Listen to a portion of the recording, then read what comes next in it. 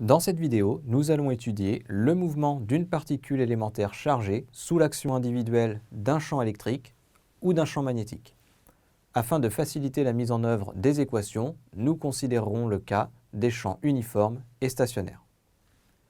Dès lors qu'on étudie le mouvement des électrons ou des protons au sein d'un champ électrique uniforme, on peut considérer que la seule force qui s'applique sur eux est la force de Coulomb, grand F égale Q fois grand E. En effet, le poids peut être négligé du fait de la très faible valeur de la masse pour ces particules.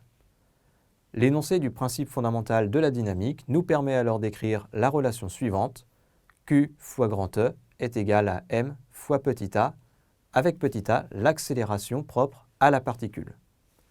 En termes de module, on peut alors écrire que l'accélération vaut Q fois E divisé par petit m. Pour une telle équation, si le champ électrique est uniforme, alors l'accélération sera constante. Le mouvement de la particule correspondra alors à un mouvement uniformément accéléré. Ainsi, les différentes équations démontrées en mécanique du point pour ce mouvement s'appliqueront ici de la même façon pour une particule chargée au sein d'un champ électrique uniforme.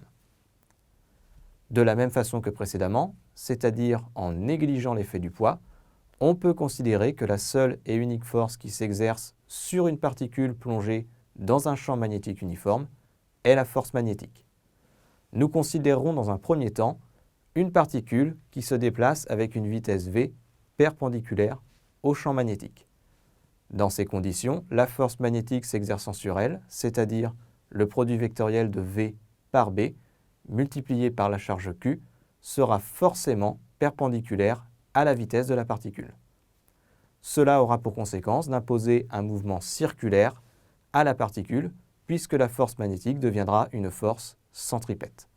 Étant donné que le champ magnétique est considéré comme uniforme, alors il s'agira d'un mouvement circulaire uniforme, et à partir de la seconde loi de Newton, en considérant que l'accélération du mouvement circulaire uniforme vaut A égale v carré divisé par le rayon grand R du cercle ainsi décrit, on peut en conclure, en termes de module, que ce rayon est égal à m fois v divisé par la valeur absolue de la charge q fois la norme du champ magnétique grand B.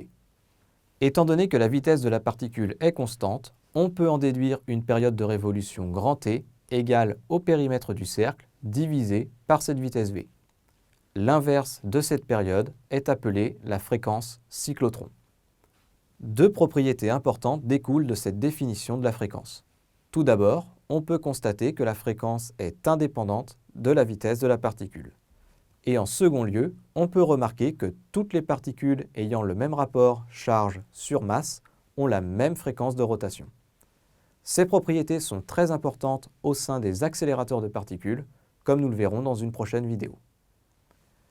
Dans le cas où le vecteur vitesse de la particule n'est pas perpendiculaire au champ, on peut décomposer celui-ci en deux composantes, une composante tangentielle responsable du mouvement circulaire et une composante axiale responsable d'un mouvement de translation le long des lignes de champ.